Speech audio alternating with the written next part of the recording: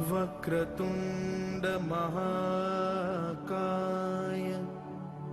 सूर्यकोटि समप्रभा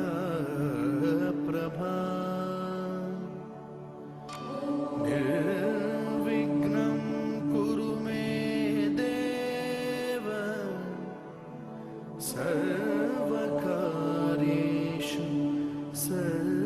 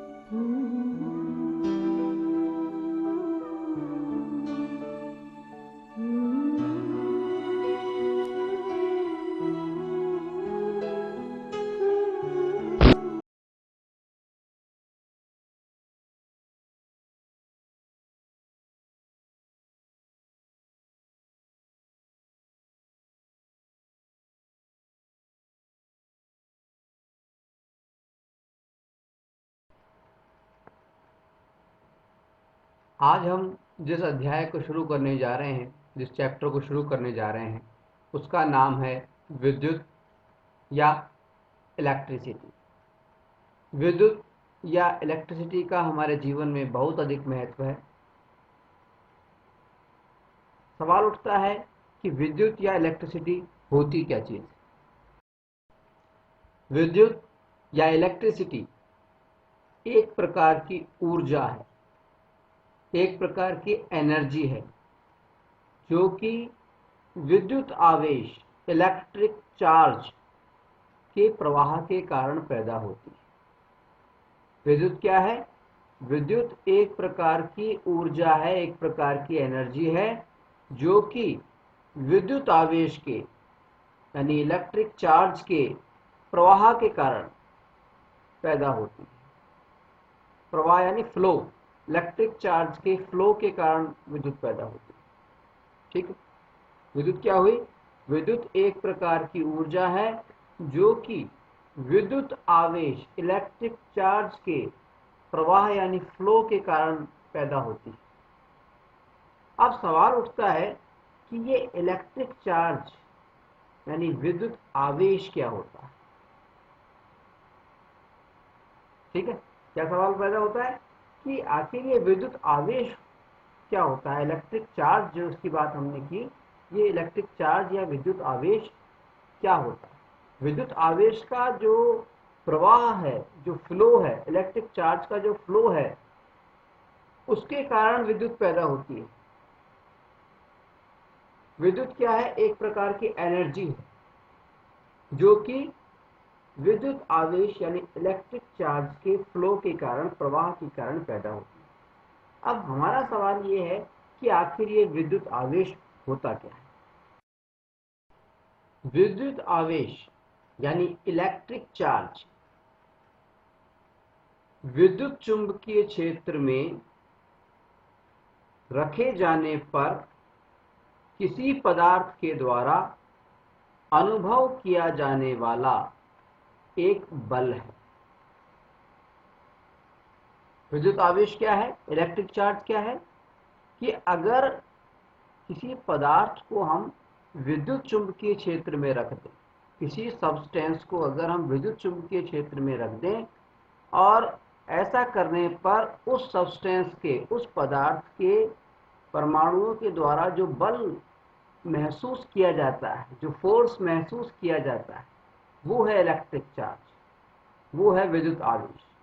ठीक है, तो विद्युत आवेश की परिभाषा क्या हुई कि विद्युत चुंबकीय क्षेत्र में रखे जाने पर किसी पदार्थ के द्वारा अनुभव किया जाने वाला बल, फोर्स, विद्युत आवेश कहलाता है, इलेक्ट्रिक चार्ज कहलाता है। ठीक है, ऐसा ही पद्धति में, ऐसा ही यूनिट में, ऐसा ही पद्धति के अंदर आवेश का जो मात्रक है, आवेश की जो यूनिट है, आवेश का जो मात्रक है वो कूलाम होता है। यानी आवेश को हम कूलाम में नापते हैं, जैसे वजन को हम किलोग्राम में नापते हैं ना, इसी तरह से आवेश को हम कूलाम में नापते हैं। ऐसा ही पद्धति के अंदर आवेश का जो मात्रक होता है वो होता है कूलाम, जिसको अंग्रेजी के कैपिटल सी से भी हम प्रदर्शित करते हैं। ठीक है, प्रतीक रूप में आवेश के लिए हम अंग्रेजी के क्यू का प्रयोग करते हैं। किसका प्रयोग करते हैं? अंग्रेजी के कैपिटल क्यू का। जब भी आवेश की बात आएगी तो हम क्यू लिख देंगे। ठीक, आवेश क्या है? विद्युत आवेश क्या है? इलेक्ट्रिक चार्ज क्या है? विद्युत चुंबकीय क्षेत्र में रखे जाने पर किसी पदार्थ के द्वारा अनुभव किए जाने वाला एक प्रकार का बल है, एक फोर्स है। ठीक है, ऐसा ही पद्धति के अंदर आवेश का जो मात्रक होता है, आवेश की जो यूनिट होती है, इलेक्ट्रिक चार्ज की जो यूनिट होती है वो होती है कूलाम, जिसको कि अंग्रेजी के कैपिटल सी से हम प्रदर्शित करते हैं। ठीक है, प्रतीक रूप में आवेश के लिए हम अंग्रेजी के कैपिटल क्यू का, बड़े क्यू का प्रयोग करते हैं। ठीक है, एक कूलाम विद्युत आवेश जो होता है, एक कूलाम जो विद्युत आवेश होता है वो 6 इंटू 10 की पावर 18, कितना? 6 इंटू 10 की पावर 18 इलेक्ट्रॉनों में समाये हुए आवेश के बराबर होता है। यानी अगर हम एक कूलाम आवेश की बात कर रहे हैं, इसका मतलब ये है कि इतने इलेक्ट्रॉनों के अंदर, कितने? 6 इंटू 10 की पावर 18 इलेक्ट्रॉनों के अंदर जितना आवेश होता है, एक इलेक्ट्रॉन में कितना आवेश होता है? एक इलेक्ट्रॉन में आवेश होता है 1.6 इंटू 10 की पावर -19 कूलाम। ठीक है, ये होता है। और अगर हम एक कूलाम में टोटल आवेश की बात करें तो एक इलेक्ट्रॉन का जो आवेश है, इसको मल्टीप्लाई कर देंगे किससे? इलेक्ट्रॉनों की संख्या। ठीक है, यहां पर हमें सिर्फ याद इतना रखना है कि एक कूलाम, अगर विद्युत आवेश की हम बात कर रहे हैं तो एक कूलाम विद्युत आवेश बराबर होता है 6 इंटू 10 की पावर 18 इलेक्ट्रॉनों में समाये आवेश के बराबर। ठीक है, यानी एक तरफ तो हम 6 इंटू 10 की पावर 18 इलेक्ट्रॉन रख दें और एक तरफ एक कूलाम रख दें, तो दोनों बराबर होंगे। ठीक, आई बात समझे विद्युत आवेश की बात? हमने कहा था कि विद्युत एक प्रकार की ऊर्जा है जो कि आवेश के प्रवाह के कारण पैदा होती है। और विद्युत आवेश क्या है? विद्युत चुंबकीय क्षेत्र में रखे जाने पर किसी भी पदार्थ के द्वारा अनुभव किया जाने वाला एक प्रकार का बल है। ठीक है, ऐसा ही पद्धति में इसका मात्रक कूलाम होता है, जिसको हम सी से प्रदर्शित करते हैं। प्रतीक रूप में आवेश के लिए हम अंग्रेजी के कैपिटल क्यू का प्रयोग करते हैं। और एक कूलाम जो विद्युत आवेश होता है, एक कूलाम जो विद्युत आवेश होता है वो 6 इंटू 10 की पावर 18 इलेक्ट्रॉनों में मौजूद आवेश के बराबर होता है। यानी 6 इंटू 10 की पावर 18 को हम अगर इलेक्ट्रॉन के आवेश से मल्टीप्लाई कर दें तो टोटल कूलाम का वैल्यू आ जाएगा। ठीक है। आवेश जो हैं, विद्युत आवेश जो हैं, ये दो प्रकार के होते हैं। एक तो होता है पॉजिटिव, धनात्मक, और दूसरा होता है नेगेटिव, ऋणात्मक। समान आवेश जो होते हैं, चाहे वो पॉजिटिव पॉजिटिव हो यानी धनात्मक धनात्मक हो, चाहे से वो ऋणात्मक ऋणात्मक, समान आवेश जो होते हैं वो आपस में एक दूसरे को धक्का देते हैं, रिपल करते हैं, यानी धक्का देते हैं, प्रतिकर्षित करते हैं, रिपल करते हैं। समान आवेश चाहे से वो धनात्मक हो चाहे वो ऋणात्मक हो, चाहे से वो पॉजिटिव हो चाहे से वो नेगेटिव हो, समान आवेश अगर जो है, अगर लाइक चार्जेज हैं, समान आवेश हैं, तो वो एक दूसरे को धक्का देते हैं, प्रतिकर्षित करते हैं, यानी रिपल करते हैं। ठीक है। और असमान आवेश जो होते हैं, अगर एक पॉजिटिव आवेश है, इलेक्ट्रिक चार्ज है, और दूसरा नेगेटिव इलेक्ट्रिक चार्ज है, तो ये दोनों एक दूसरे को आकर्षित करेंगे, अट्रैक्ट करेंगे। ठीक है। तो हमें याद से कितना सा रखना है कि समान आवेश हैं, अगर लाइक चार्जेस हैं, तो वो एक दूसरे को प्रतिकर्षित करेंगे, एक दूसरे को धक्का देंगे, यानी एक दूसरे को रिपल करेंगे। जबकि अगर असमान चार्जेज हैं, अनलाइक चार्जेज हैं, अनलाइक आवेश है, विद्युत आवेश है, असमान विद्युत आवेश है, तो क्या करेंगे, एक दूसरे को आकर्षित करेंगे, एक दूसरे को अट्रैक्ट करेंगे। ठीक है।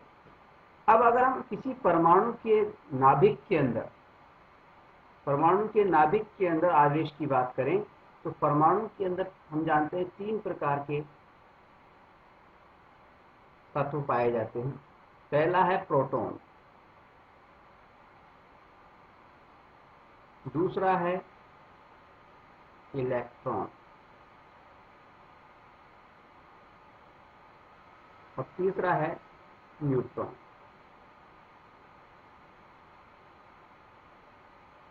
ठीक है। प्रोटॉन जो होते हैं, इनके ऊपर अगर हम आवेश की बात करें, तो इनके ऊपर पॉजिटिव, धनात्मक प्लस विद्युत आवेश होता है। इलेक्ट्रिक चार्ज कैसा होता है वो प्रोटॉन्स के ऊपर, धनात्मक प्लस पॉजिटिव। ठीक। और अगर हम इलेक्ट्रॉन्स की बात करें, तो हम जानते हैं कि किसी भी परमाणु के नाभिक में जितने प्रोटॉन होते हैं उतने ही इलेक्ट्रॉन भी होते हैं। और अगर हम इलेक्ट्रॉन के विद्युत आवेश की बात करें, इलेक्ट्रिक चार्ज की बात करें, तो इलेक्ट्रॉनों के ऊपर ऋणात्मक, नेगेटिव, माइनस चार्ज होता है, आवेश होता है। ठीक। इसी तरह से अगर हम न्यूट्रॉन की बात करें, तो न्यूट्रॉन ना तो पॉजिटिव होते हैं ना नेगेटिव होते हैं, इनके ऊपर कोई भी चार्ज नहीं होता है, न्यूट्रॉन्स के ऊपर कोई भी विद्युत आवेश नहीं होता है।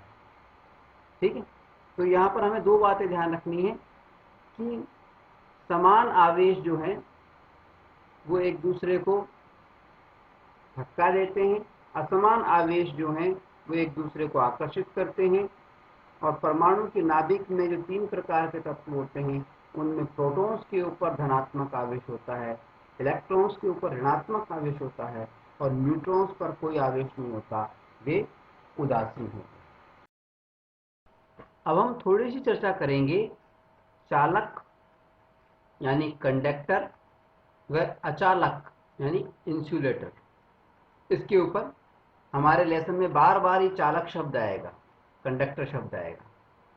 तो चालक क्या होता है, चालक कौन से होते हैं, और अचालक यानी इंसुलेटर कौन से होते हैं, कंडक्टर कौन से होते हैं और इंसुलेटर कौन से होते हैं। देखिए, चालक जो हैं वो वे तत्व जिनमें या जिनके नाभिक में, वे तत्व जिनके नाभिक में या जिनमें इलेक्ट्रॉन जो है वो विचरण के लिए फ्री हो, वो विचरण के लिए स्वतंत्र हो,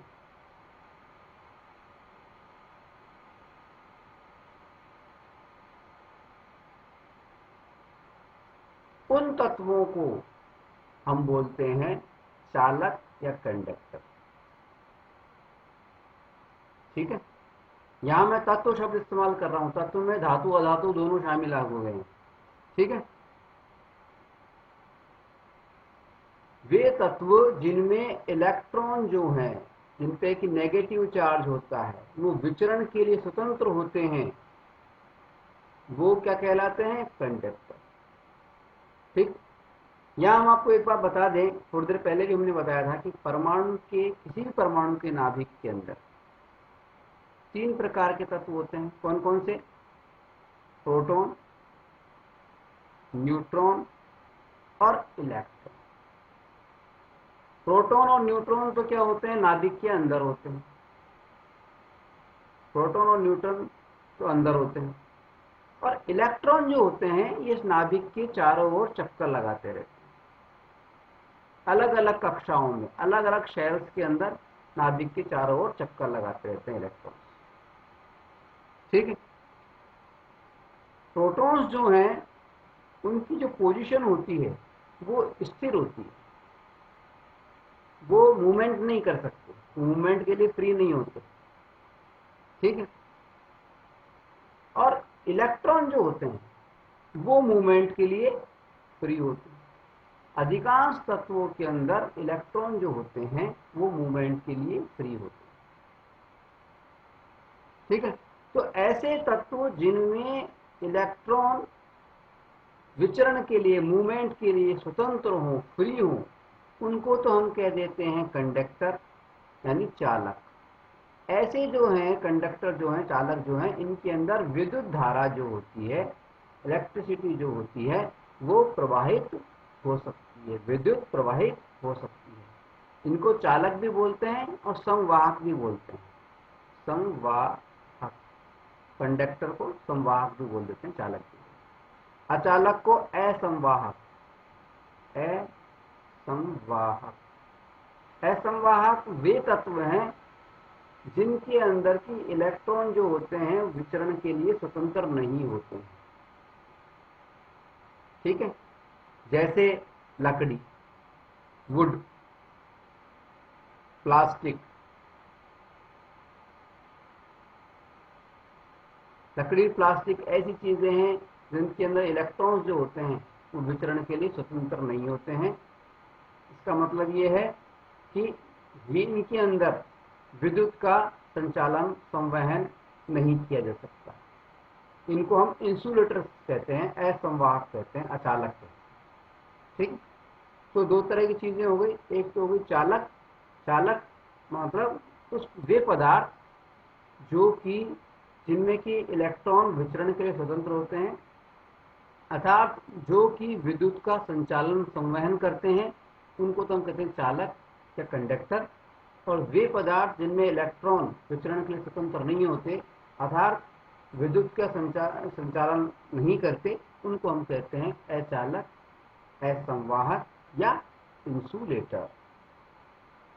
ठीक, जितनी भी धातुएं हैं प्रकृति के अंदर, लोहा हुआ, एल्युमिनियम हुआ, कॉपर हुआ, ठीक है, ये जितनी भी धातुएं हैं, कौन कौन सी बताइए? फेरस हुआ, कॉपर हो गया, फेरस यानी लोहा, कॉपर हो गया, एल्युमिनियम हो गया, ये जितनी भी धातुएं हैं ये विद्युत की चालक हैं, कंडक्टर हैं। और अगर हम बात करें चांदी की, तो चांदी तो सर्वाधिक विद्युत की सर्वाधिक सर्वश्रेष्ठ चालक है। ठीक है, इसी तरह से प्लास्टिक हुआ, लकड़ी हुआ, ये जो चीजें हैं, ये जो हैं, ये विद्युत का चालन नहीं करती हैं, इनको हम इंसुलेटर्स कहते हैं। ठीक है, ये तो बात हो गई हमारी चालक और अचालक की, कंडक्टर और इंसुलेटर्स। अब हम बात करेंगे विद्युत धारा पर, यानी इलेक्ट्रिक करंट पर। विद्युत धारा या इलेक्ट्रिक करंट क्या होता है? देखिए, विद्युत के बारे में हम जानते हैं। विद्युत क्या है? एक प्रकार की ऊर्जा है, एक प्रकार की एनर्जी है। कैसी एनर्जी है? ये एनर्जी ऐसी है जो कि विद्युत आवेशों के प्रवाह के कारण पैदा होती है। ठीक है, यानी विद्युत आवेश के प्रवाह के कारण पैदा हुई जो एनर्जी है उसको तो हम कहते हैं विद्युत। और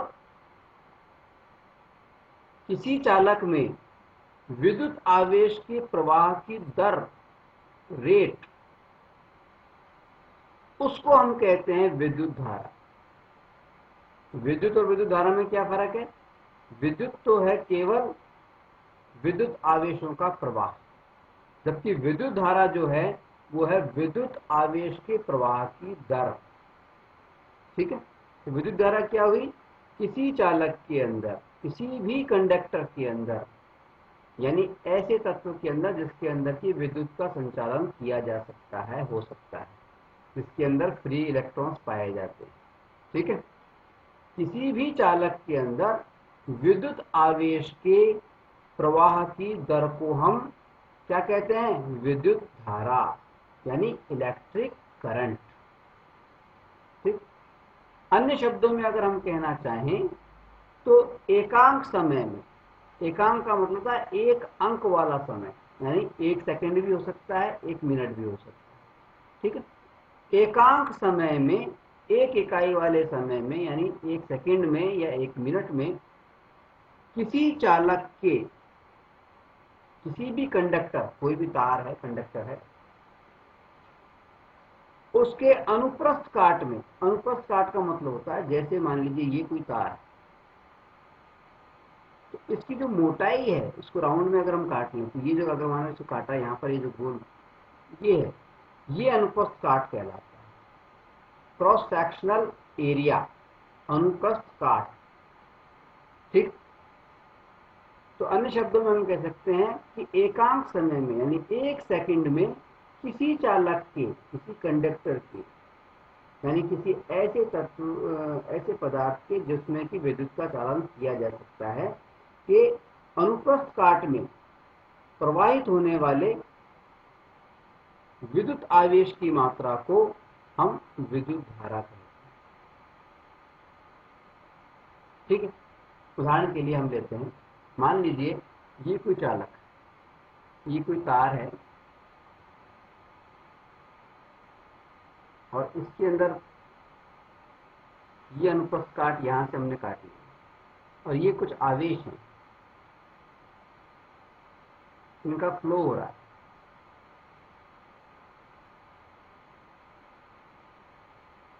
ये दिशा में फ्लो हो रहा है। ठीक है, ठीक है, तो 1 सेकंड के अंदर कितने में, टाइम कितना है? Time equals to 1 second. और 1 सेकंड के अंदर ये आवेश जा रहे हैं, 1 सेकंड में जितने आवेश चले जाते हैं, Q बराबर जो भी है 1 कूलाम अगर जा रहा है।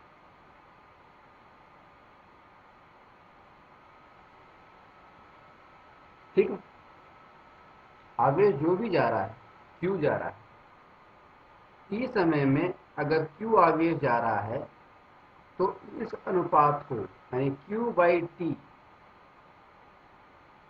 टी सेकंड के अंदर, टी समय के अंदर प्रवाहित आवेश की जो मात्रा है वो है Q बाई टी।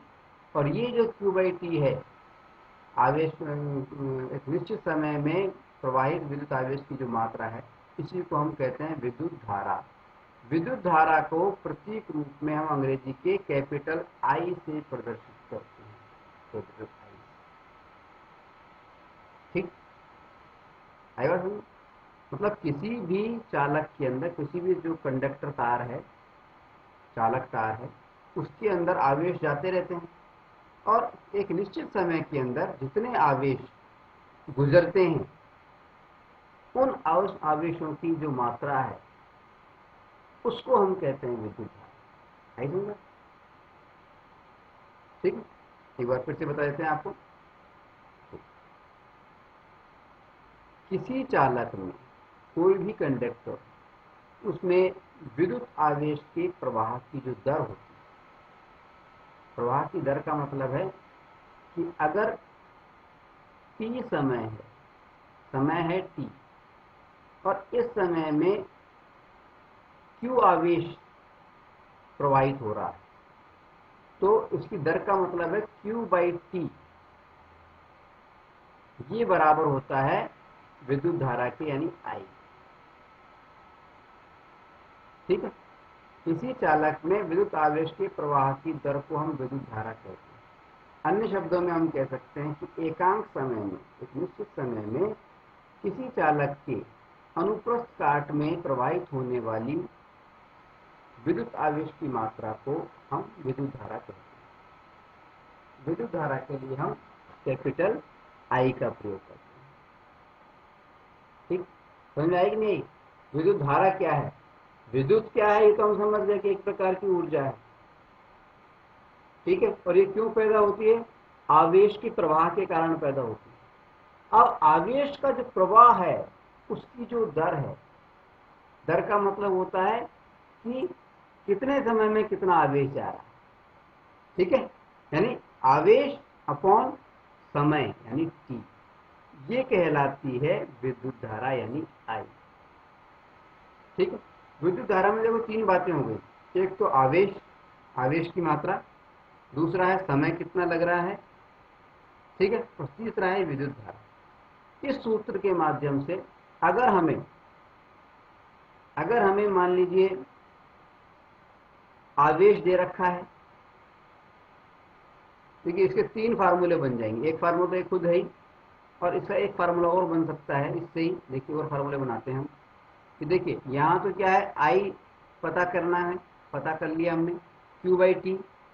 कभी भी हमें विद्युत धारा प्राप्त पता करनी हो और हमें आवेश दिया गया और समय दिया गया हो, तो q/t करके हमें विद्युत धारा प्राप्त हो जाएगी। ठीक है, लेकिन अगर हमें आवेश पता करना है तो कैसे आवेश होगा, पता कैसे होगा आवेश? आवेश का फार्मूला हो जाएगा Q इक्वल्स टू, देखिए इसको हम क्रॉस करें, Q बराबर IT, यानी विद्युत धारा इंटू समय। अगर हमें विद्युत धारा दे रखी है और समय दे रखी है और हमसे कोई आवेश पूछ ले, तो हम उन दोनों को मल्टीप्लाई करके और आवेश निकाल सकते। ठीक है, लेकिन इसी तरह से अगर हमसे समय पूछ ले, t पूछ ले, तो हम क्या सूत्र बनेगा ये देखिए, t अगर पूछ ले तो क्या बनेगा, q/I, आवेश की जो मात्रा है वो, और I विद्युत धारा, इन दोनों को अगर डिवाइड करेंगे तो समय आ जाएगा भाई कितने समय के अंदर ये आवेश प्रवाहित हुआ। ठीक है, यानी इस फार्मूले से I बराबर QT जो फार्मूला है, I बराबर Q/T, ये जो फार्मूला है, इससे दो फार्मूले और निकल गए। एक फार्मूला तो निकला Q बराबर IT, और दूसरा फार्मूला निकला T बराबर Q/I। ठीक, ये हमें ध्यान रहेगा। एक बार फिर से हम दोहरा लेते हैं कि विद्युत धारा का यानी इलेक्ट्रिक करंट का सूत्र किस प्रकार हमने बनाया था। देखिए, यदि t समय में किसी चालक के यानी जो कंडक्टर है, कोई भी तार है जिसमें की विद्युत चल सकती है, किसी चालक के अनुप्रस्थ काट में प्रवाहित होने वाले विद्युत आवेश की मात्रा Q हो, तो आवेश की मात्रा और समय का जो अनुपात है यानी q/t जो है, उसको हम चालक में प्रवाहित विद्युत धारा कहते हैं, I। ठीक है, इसका मतलब ये है कि अगर समय हमें दिया गया है, समय है t, और t समय के अंदर इसी चालक के अनुप्रस्थ काट के अंदर जो आवेश प्रवाहित हो रहा है उसकी मात्रा है Q, तो विद्युत धारा जो है, विद्युत धारा क्या होगी, विद्युत धारा इन दोनों का अनुपात होगी Q/T का। विद्युत धारा को आई लिखते हैं, तो विद्युत धारा I equal to Q by T. अभी थोड़ी देर पहले हमने बताया था कि I equal to Q by T की जो फार्मूला है, इस फार्मूले से हमने दो फार्मूले और बनाए हैं। एक, इस फार्मूले में क्या हो रहा है, आई बताना है, ठीक है। अगले फार्मूले में क्या हो रहा है, उसमें क्यू बताना है। अगर क्यू बताना है तो क्या होगा, क्यू बराबर आई और टी मल्टीप्लाई हो जाएंगे। आई यानी विद्युत धारा इंटू समय। विद्युत धारा और समय को अगर हम मल्टीप्लाई कर देंगे तो आवेश की मात्रा आ जाएगी, ठीक है। इसी तरह से अगर हम समय ज्ञात करना चाहते हैं, कितना समय हो गया, तो टी अगर हम ज्ञात करना चाहते हैं तो क्या हो जाएगा, टी का क्यू अपॉन आई। आवेश के अंदर हम विद्युत धारा का भाग लगा देंगे तो हमें समय का मालूम चल जाएगा कि कितने समय में ये आवेश प्रवाहित हुआ, ठीक है। ये हो गया हमारा विद्युत धारा का सूत्र। अब हम बात करेंगे विद्युत धारा यानी इलेक्ट्रिक करंट के मात्रक पर। इलेक्ट्रिक करंट का मात्रक क्या होता है, इलेक्ट्रिक करंट की यूनिट क्या होती है। देखिए, इलेक्ट्रिक करंट जो है, विद्युत धारा जो है, उसका मात्रक जो होता है वो होता है एम्पियर।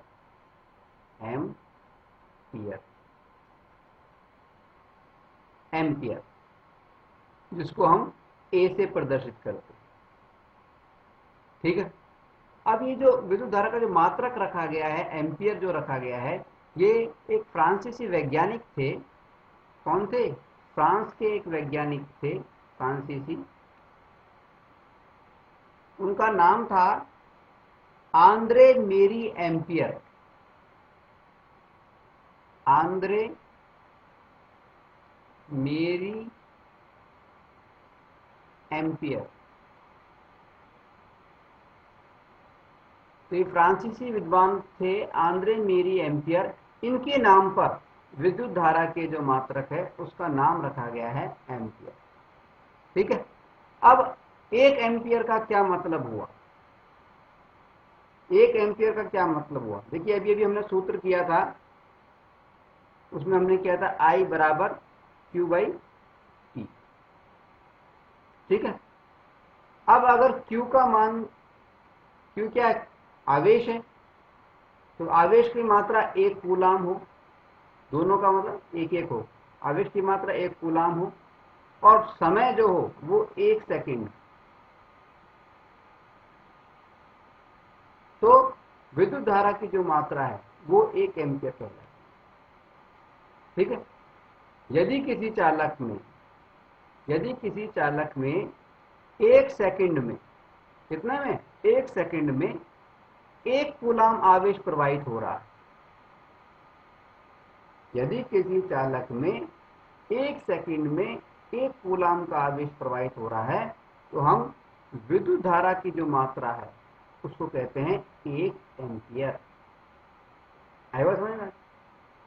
मतलब ये है कि जो हमारा फार्मूला था आई बराबर क्यू बाई टी का, इस फार्मूले में अगर क्यू और टी दोनों का मान एक एक हो, 1/1, ये तो हो 1 कूलाम, क्योंकि आवेश का जो मात्रक है वो कूलाम है, यहाँ कूलाम लिखेंगे, और समय का जो मात्रक है वो सेकेंड है, इसलिए सेकेंड लिखेंगे, ये सेकेंड, ठीक है। इसके आधार पे हमने परिभाषा क्या बनाई, यदि किसी चालक में 1 सेकेंड में, कितने में, 1 सेकेंड में 1 कूलाम का आवेश प्रवाहित हो रहा है, तो उसे हम विद्युत धारा की जो मात्रा है उसको हम कहते हैं 1 एम्पियर।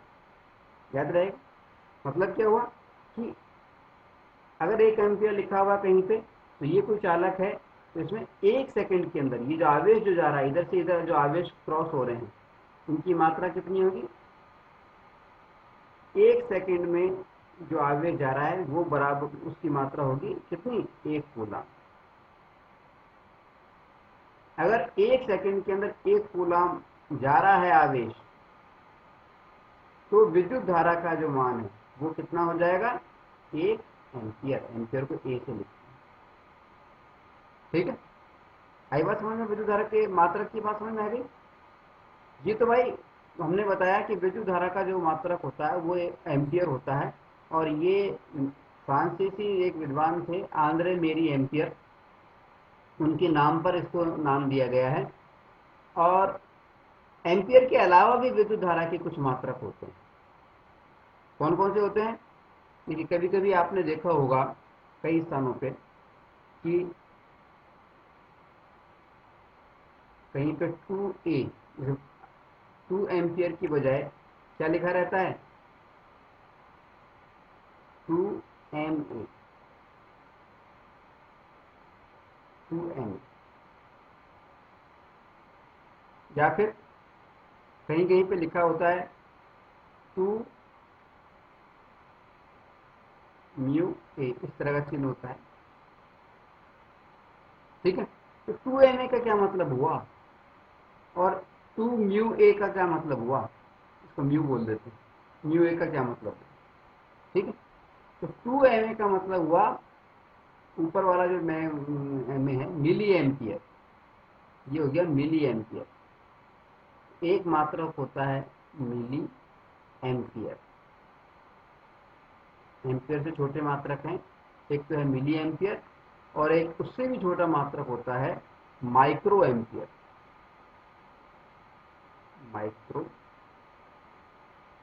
एम्पियर, ठीक है, एक हो गया मिली एम्पियर, एक हो गया माइक्रो एम्पियर। अगर हमें कभी भी मिली एम्पियर को एम्पियर में बदलना है, अगर मिली एम्पियर दिया हुआ है और उसको एम्पियर में बदलना है, तो हमें क्या करना होता है? जो भी मिली एम्पियर दिया गया है, जैसे अब 2MA दे रखा है अपन को, तो 2MA को हमें मल्टीप्लाई किससे करना पड़ेगा? 10 की पावर -3 से।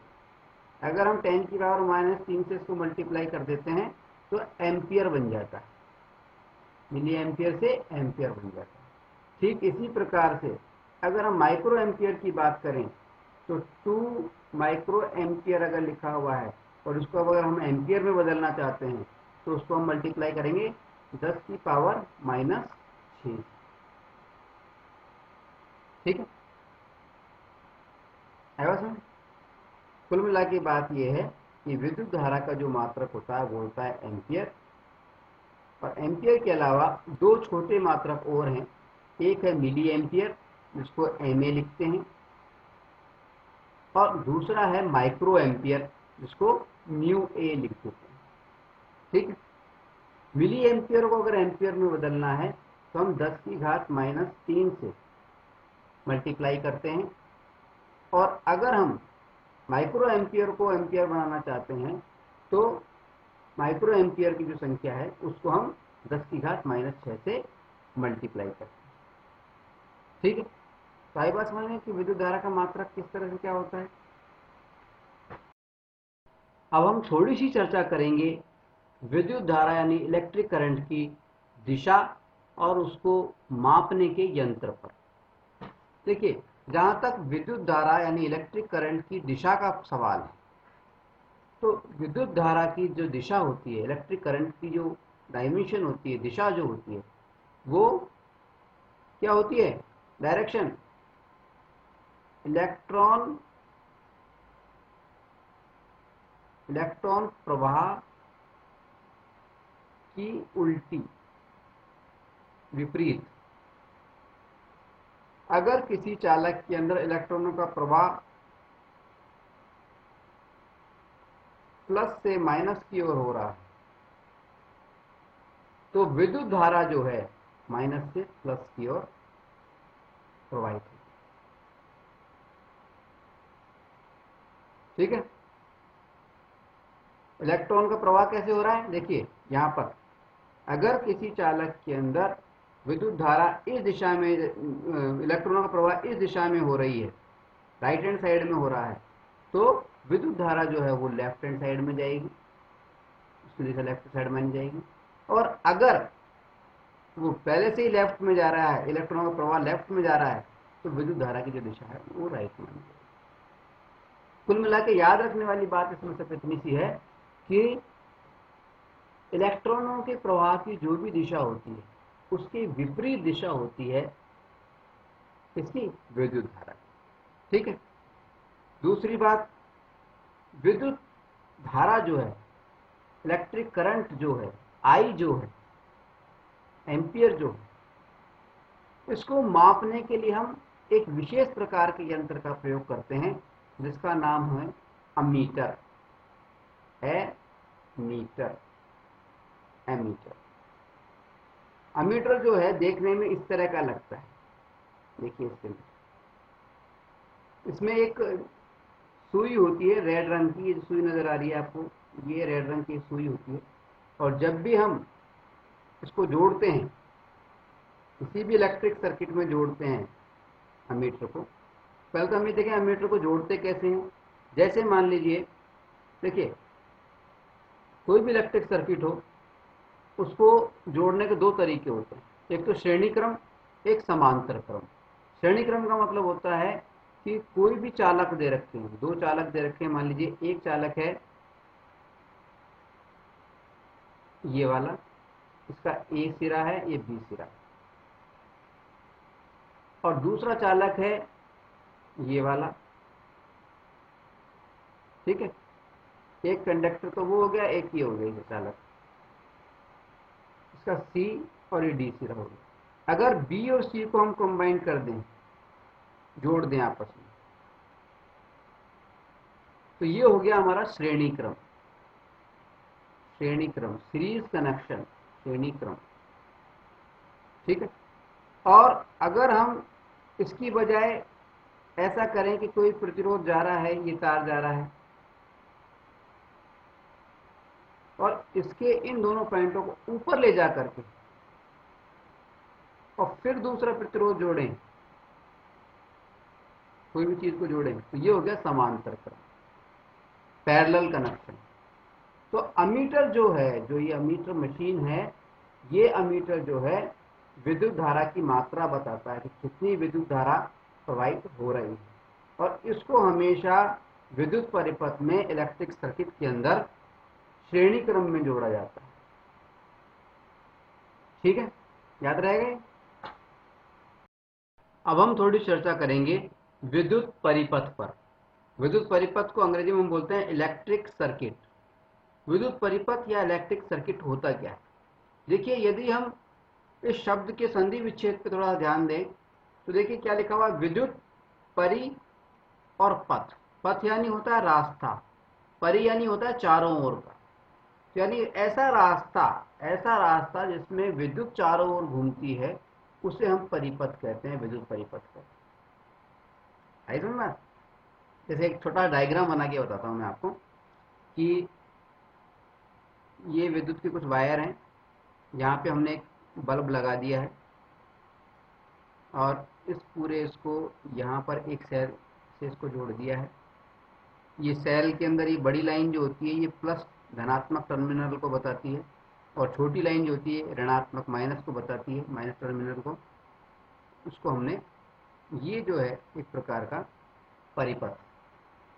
विद्युत जो है, विद्युत धारा जो है, आई जो है, वो कहाँ फ्लो करती है? इसके अंदर, इस परिपथ के अंदर घूमती है।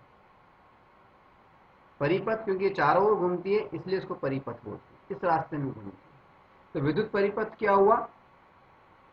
वो रास्ता, वो पथ जिसमें करंट, इलेक्ट्रिक करंट जो है, विद्युत धारा जो है, वो प्रवाहित होती है, उसको हम विद्युत परिपथ कहते हैं। अन्य शब्दों में अगर हम कहें तो विद्युत धारा के प्रवाह का जो पथ होता है, विद्युत धारा के प्रवाह के बंद पथ को, यहां पे इंपॉर्टेंट बात है बंद पथ, ये इंपॉर्टेंट है, क्लोज सर्किट। बंद पथ का मतलब क्या होता है कि ये जो वायर है कहीं से टूटा हुआ नहीं होना चाहिए, पूरे जुड़े हुए होने चाहिए। अगर इस सर्किट के अंदर कहीं भी गैप आ गया, मान लीजिए ये सेल है और ये यहाँ पे तार हमने खुला छोड़ दिया,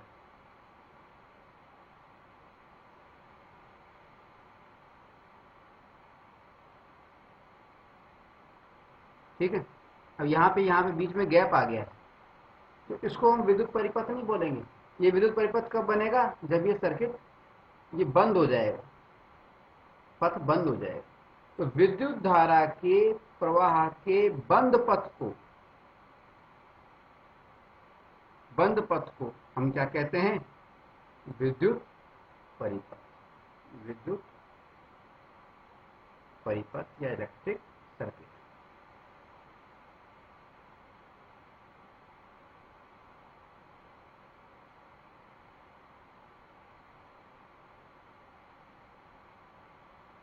ठीक है। यहाँ पे बस ध्यान देने वाली बात सिर्फ इतनी सी है विद्युत परिपथ के अंदर, इलेक्ट्रिक सर्किट के अंदर, कि इस परिपथ का बंद होना आवश्यक है। यानी विद्युत धारा के प्रवाह के बंद पथ को ही हम विद्युत परिपथ की संज्ञा देते हैं। ठीक है। यहाँ पे एक चीज और चाहे तो हम जोड़ सकते हैं, सतत, कंटिन्यूअस, सतत प्रवाह लगातार होता रहना चाहिए। तो विद्युत धारा के प्रवाह के सतत व बंद पथ को हम विद्युत परिपथ कहते हैं। ये हमारी परिभाषा होगी। आप चाहें तो लिख सकते हैं इसको। परिभाषा क्या हो गई विद्युत परिपथ की? विद्युत धारा के प्रवाह के सतत व बंद पथ को, कंटिन्यूअस व क्लोज्ड पाथ को हम विद्युत परिपथ कहते हैं। ठीक। विद्युत परिपथ के लिए उसका बंद होना आवश्यक है। अब हम एक एग्जांपल ले रहे हैं जो कि आपकी बुक का पेज नंबर 222 पे दिया हुआ है। उदाहरण 12.1। इसमें हमें जो प्रश्न दिया गया है, हमारा प्रश्न क्या है? किसी विद्युत बल्ब के तंतु में, तंतु यानी फिलामेंट, बल्ब में जो तंतु लगा हुआ होता है ना, इसमें से रोशनी निकलती है जो चमकता है, यानी फिलामेंट, उसमें 0.5 एम्पियर 0.5 एम्पियर विद्युत धारा का चिन्ह क्या होता है? आई 10 मिनट तक, कितने मिनट तक? 10 मिनट तक, यानी टी, प्रवाहित होती है। विद्युत परिपथ से प्रवाहित विद्युत आवेश का परिमाण ज्ञात कीजिए। यानी विद्युत आवेश की मात्रा ज्ञात। परिमाण का मतलब होता है मात्रा। ठीक है। यानी कुल मिला के बात यह है कि इस सवाल में हमसे ये कहा गया है कि कोई भी बल्ब है, विद्युत बल्ब है, उसका जो तंतु है उसमें से 10 मिनट तक प्रवाहित हो रही है 0.5 एम्पियर की विद्युत धारा। तो बताइए कितना आवेश प्रवाहित हुआ। ठीक है। तो यहाँ पर क्या है, हमें फार्मूला लगाना पड़ेगा। फार्मूला कौन सा लगाना पड़ेगा? विद्युत धारा का। हम जानते हैं कि विद्युत धारा जो होती है, आई जो होता है, किसके बराबर होता है? Q/T, यानी T समय में प्रवाहित आवेश के बराबर। ठीक है। अब इस सवाल में हमें क्या क्या दे रखा है? इस सवाल में हमें विद्युत धारा दे रखी है और समय दे रखा है। ठीक है। और हमसे Q पूछा गया है। तो अगर हम इस फार्मूले को थोड़ा चेंज कर दें, जैसा कि हमने पहले भी करके दिखाया था आपको, इससे 3 फार्मूले बनते थे, तो क्या होगा? अगर आई के नीचे हम 1 मान लें और क्रॉस मल्टीप्लाई करें तो ये क्या हो जाएगा? Q equals to I into T. ठीक। आई कितना है? आई दे रखा है 0.5 एम्पियर। ठीक है। टी कितना है? टी दे रखा है, टी पे ध्यान देना है हमारे को। टी दे रखा है 10 मिनट। अब क्योंकि हम कूलाम की बात कर रहे हैं तो यहाँ पे सेकंड में आता है, मिनट में नहीं होगा, ये इसको सेकंड में बदलना पड़ेगा। 1 मिनट में क्योंकि 60 सेकंड होती हैं, इसलिए 10 मिनट में कितनी सेकंड हो गई?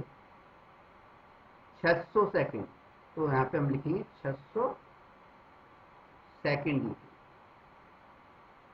और जब इन दोनों को मल्टीप्लाई करेंगे तो हमारे पास में क्या आ जाएगा? ये 3000 3000 में 1 के बाद में दशमलव लगाएंगे, ये दशमलव, यानी कुल मिलाकर के आ जाएगा 300। क्या आ रहा है? आवेश आ रहा है। तो आवेश की जो यूनिट है, आवेश का जो मात्रक है वो क्या होता है? कूलाम, यानी 300 कूलाम, या 300 सी भी लिख सकते हैं। ये हमारा आंसर हो जाएगा। आई बात समझ? अगला सवाल हम ले रहे हैं आपकी पुस्तक के पेज नंबर 222 पे, जो प्रश्न दे रखे हैं, एक्स्ट्रा प्रश्न दे रखे हैं, उससे तीसरा सवाल है ये। इसमें हमसे कहा गया है, एक कूलाम आवेश की रचना करने वाले इलेक्ट्रॉनों की संख्या परिकलित कीजिए। यानी एक कूलाम आवेश में, कुल मिला के बात यह है कि एक कूलाम आवेश में कितने क्या होते हैं? इलेक्ट्रॉन होते हैं। ठीक है, सवाल क्या हुआ? सवाल हमसे ये पूछ रहा है कि एक कूलाम आवेश के अंदर कितने इलेक्ट्रॉन होते हैं। मान लीजिए हमें कह दें कि n इलेक्ट्रॉन होते हैं, तो n into electron equals to 1 coulomb. ठीक है, अगर n की संख्या हमें मालूम नहीं है, n की संख्या हमें निकालनी है, तो हमें क्या करना पड़ेगा? n को यहीं रहने देंगे और ये इलेक्ट्रॉन का जो है इसको नीचे ले आएंगे, यानी n इक्वल्स टू हो जाएगा 1 कूलाम अपॉन इलेक्ट्रॉन। ठीक है, ठीक है कि नहीं? अब क्या करना पड़ेगा हमें? देखिए, अब हमें क्या करना है? 1 कूलाम के अंदर क्या होते हैं? अगर हम देखें तो हमें मालूम है 1 कूलाम के अंदर 6 इंटू 10 की पावर 18 इलेक्ट्रॉन होते हैं, और एक इलेक्ट्रॉन पे जो भार होता है वो कितना होता है? का 1 इलेक्ट्रॉन का जो आवेश होता है वो होता है 1.6 इंटू 10 टू दी पावर 19 ये होता है। तो एक कूलाम की जगह पर तो हमने ये लिख दी दोनों संख्याएं, और इलेक्ट्रॉन की जहां पे बात आई वहां पर हमने लिख दिया इलेक्ट्रॉन का, एक इलेक्ट्रॉन का भार, यानी एक इलेक्ट्रॉन का आवेश 1.6 इंटू 10 टू दी पावर -19। ये हम सिर्फ परिकलित करके दिखा रहे हैं। ठीक है, अब 1.6 10 टू दी पावर -19 नीचे भी है और ऊपर भी है, तो नीचे वाले को और ऊपर वाले को काट दिया, तो कुल मिलाकर के क्या बचा? संख्या कितनी आ गई? n equals to 6 into 10 to the power 80। वैसे तो हमें पहले से ही पता था, इसको हमने सिद्ध करके दिखा दिया कि इस तरह से होता है। ठीक है, तो एक कूलाम आवेश के अंदर कितने इलेक्ट्रॉन के बराबर आवेश होता है? 6 इंटू 10 टू दी पावर 18। इसको याद रखना है। ठीक है, एक सवाल और ले रहे हैं हम।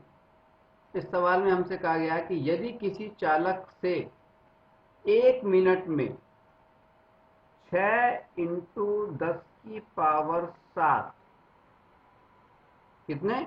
6 इंटू 10 की पावर 7 इलेक्ट्रॉन गुजर रहे हों, तो उस चालक में विद्युत धारा की मात्रा कितनी होगी? सवाल क्या है हमारा कि यदि किसी चालक से 1 मिनट में, 1 मिनट का मतलब 60 सेकेंड, सेकेंड के अंदर लेना पड़ेगा हमारे को, क्योंकि हम एम्पियर की बात कर रहे हैं। 60 सेकेंड के अंदर 6 इंटू 10 की पावर 7 इलेक्ट्रॉन गुजर रहे हैं, तो उस चालक में विद्युत धारा की मात्रा, यानी आई की मात्रा हमें निकालनी है। की मात्रा कितनी होगी? अब विद्युत धारा का फार्मूला क्या होता है? I बराबर Q बाई T, आवेश प्रवाह की दर, यानी Q आवेश प्रवाहित हो रहा है कितने समय में। Q कितना दे रखा है? Q हमें दे रखा है, इलेक्ट्रॉनों की संख्या दे रखी है हमें, आवेश नहीं दे रखा है, हमें सिर्फ इलेक्ट्रॉनों की संख्या दे रखी है, तो हमें सिर्फ इलेक्ट्रॉन की संख्या लिख देनी है। ये हो गई इलेक्ट्रॉन की संख्या Q इक्वल्स टू 6 इंटू 10⁻⁷। ये तो इलेक्ट्रॉन्स की संख्या हो गई। एक इलेक्ट्रॉन पर क्योंकि 1.6 इंटू 10⁻⁻19 का आवेश होता है, कूलाम का 19 कूलाम का आवेश होता है, इसलिए इसको मल्टीप्लाई करेंगे तो टोटल कैलकुलेट होगा।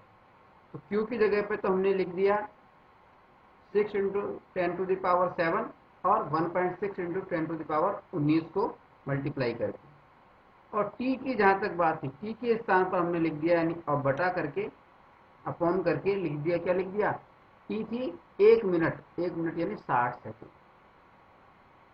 ठीक है, अब इसको जब हम हल करते हैं, हल कैसे करेंगे, देखिए इसको हल किया, 6 को 60 से किया तो 10 आ गया, यानी 1 जीरो ज़्यादा आ गया। अगर इस 1 जीरो को हम हटा देते हैं तो ऊपर -19 था, तो एक इसकी घात हम ऊपर ले जाते हैं, एक घात ऊपर बढ़ जाएगी, तो ये हमारे पास में क्या हो जाएगा, 19 की जगह -20 हो जाएगा। और जब हम इसको सॉल्व करेंगे तो 1.6 तो ये क्यों हो जाएगा, 1.6 इंटू, अब 10 की पावर कितनी हो गई, इधर 10 की पावर है -20, इधर है 10 की पावर प्लस की 7, तो 20 में से 7 गई तो कितने बच गई, 13। तो 1.6 इंटू 10⁻⁻13 एम्पियर। विद्युत धारा की बात हो रही है इसलिए एम्पियर इसको, ये हमारी विद्युत धारा है। ठीक है।